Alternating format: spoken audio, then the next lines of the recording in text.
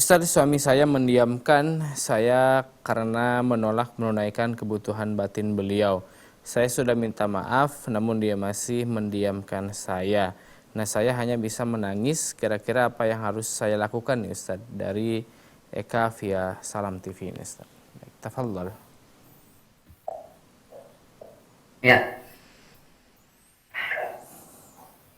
solusinya, tuntunannya ada dalam hadis Nabi Shallallahu Alaihi Wasallam yang mana Rasulullah telah bersabda, "Ala ukhbirukum binisaikum fil jannah."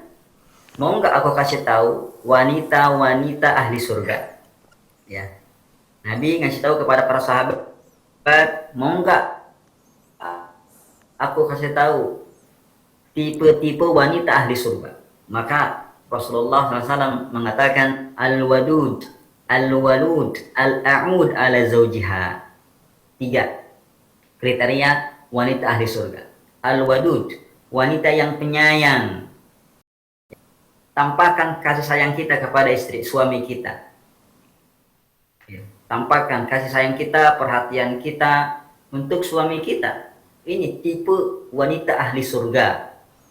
Jangan judes, jangan manyun, pedas, bermuka masam, jangan. Ya, itu bukan wanita ahli surga.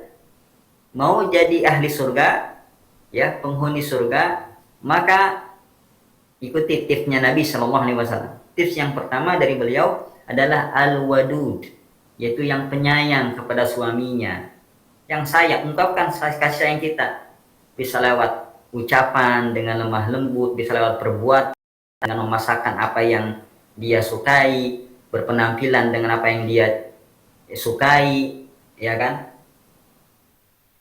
Itu bentuk kasih sayang kepada kita suami. Suami meminta sesuatu kita penuhi selama kita mampu, dan dalam hal ma'ruf penuhi. Itu bentuk kasih sayang kita kepada suami kita. Jangan judes, ya. Jangan galak. Jangan pedas, jangan bermuka masam. Itu jauh dari kata sayang kepada suami namanya.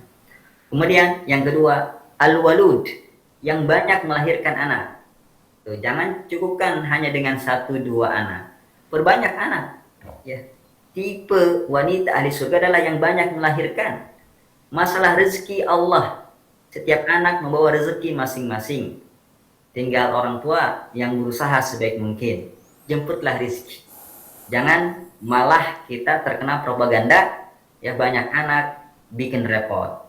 Ya, banyak anak nambah miskin. Ada orang mengatakan, ya, boro-boro satu aja susah ngurusnya, susah nafkahi. Ini apa? Kalau orang rezeki datang dari dia.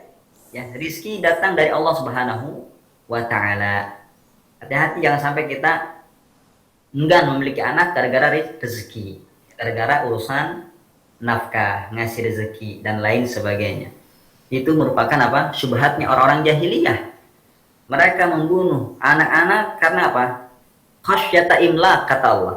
Takut akan kemiskinan. Ya.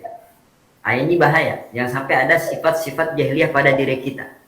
Kemudian yang ketiga, al-a'ud ala zawjiha, yang kembali kepada suaminya. Ya. Yang kembali kepada suaminya, artinya apa? Yang minta maaf. Nabi tafsirkan setelahnya, wa idza ghadabat, ya. Wa idza ghadaba zawjuha au usi'a ilaiha, apabila suaminya marah atau dia dijelek-jelekan, dizalimi, ya, qalat, maka dia pun datang kepada suaminya dan berkata, hadihi yadi fi yadik, ini tanganku berada di tanganmu, ya, la adzuku ghamdon hatta tardo, aku nggak bisa tidur sampai engkau memaafkan aku. Jadi sikap penanya adalah meminta maaf. Al-a'ud ala zawjiha, kembali kepada suaminya dengan meminta maaf. Ambillah tangan suamimu, ya, pegang erat, pandang dia dengan serius, katakan la adzuku ghamdon hatta tardo. Bahasa Indonesianya, ya, aku nggak bisa tidur kalau kau nggak memaafkan aku, nggak ridho dengan aku. Seperti itu. Apa yang dia inginkan penuhi, kecuali kalau ada uzur, ya, maka jelaskan uzurnya baik-baik. Misalkan karena haid, jelaskan. Sekarang lagi haid mas, insya Allah 2 hari lagi suci.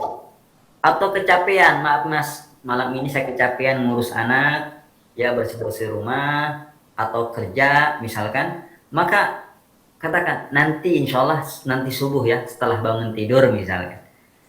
Kayak gitu. Jadi jangan sampai kita tidak berinisiatif untuk berdamai. Rumah tangga itu pasti ada konflik, pasti ada masalah. Yang jadi masalah bikin runyam, kedua-duanya keras kepala.